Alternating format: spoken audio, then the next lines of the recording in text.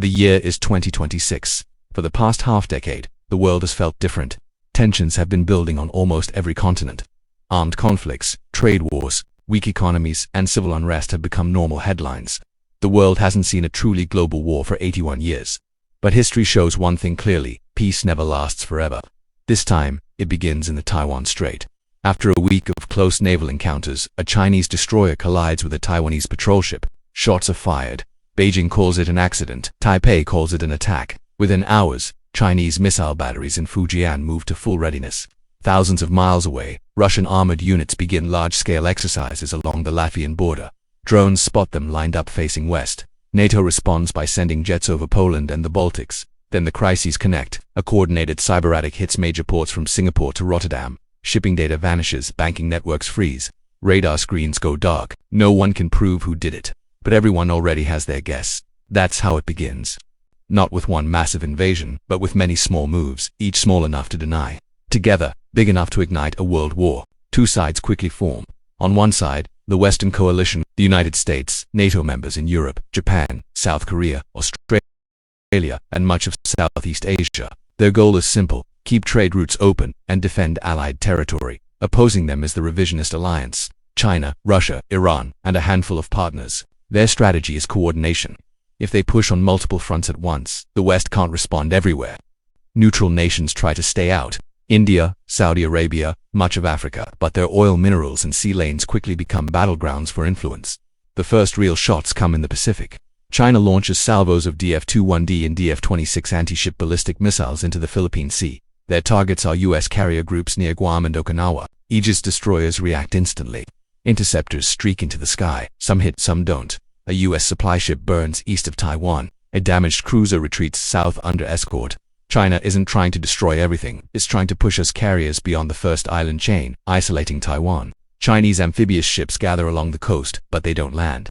Instead, a loose blockade forms around Taiwan. Drones, missile boats, and submarines circle the island, daring anyone to break through.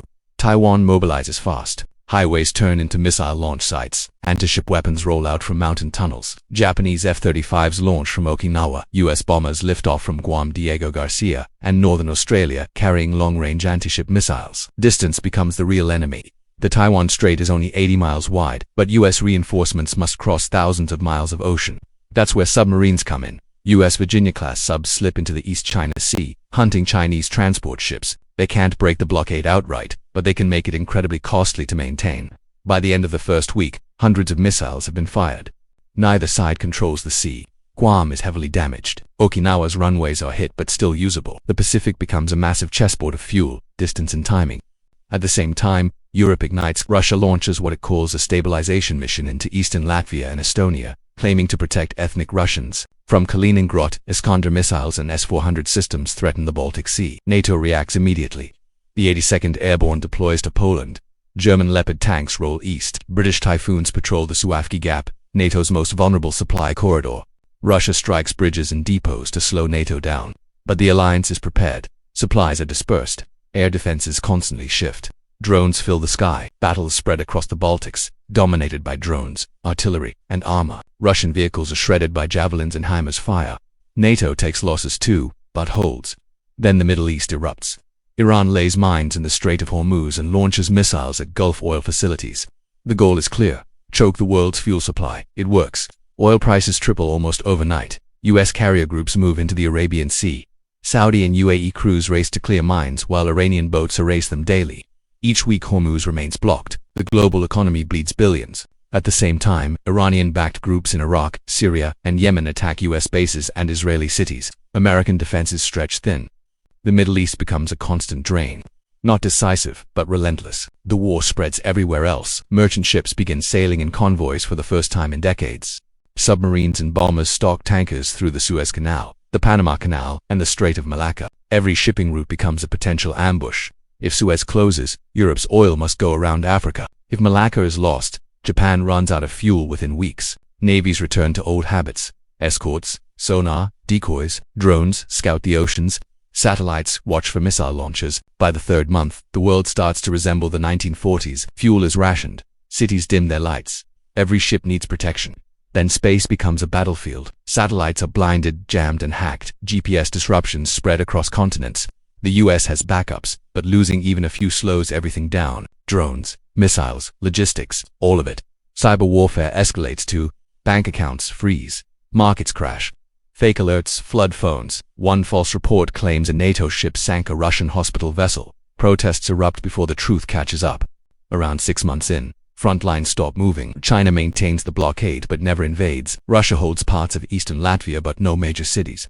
Iran controls Hormuz mostly through threat. Everyone is running out of something. The US fires nearly 60,000 precision weapons in 4 months, draining stockpiles. Factories struggle to replace them due to fuel and chip shortages. Europe and China face fuel crises. Russia runs short on manpower and spare parts. The war becomes about logistics, not firepower.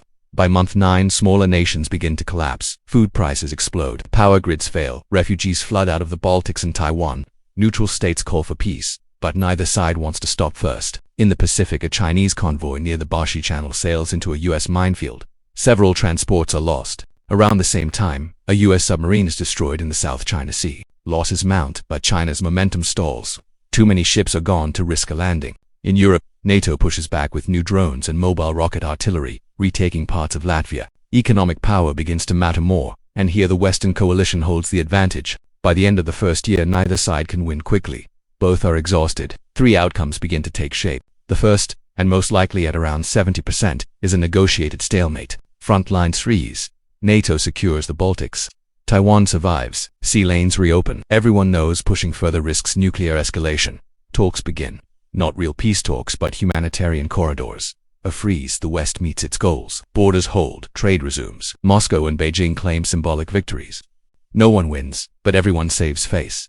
The second outcome, about a 15% chance, is collapse within the revisionist alliance. Russia's economy could finally break, triggering unrest or a coup. China could face an internal crisis from sanctions and shortages. The West would win, but the collapse of nuclear powers would be dangerously unstable. The third, least likely outcome, under 5%, is collapse of the Western coalition itself. NATO fracturing under pressure, but this remains unlikely. NATO nations account for over half of global military spending, with the US alone contributing more than a third. And what do you think?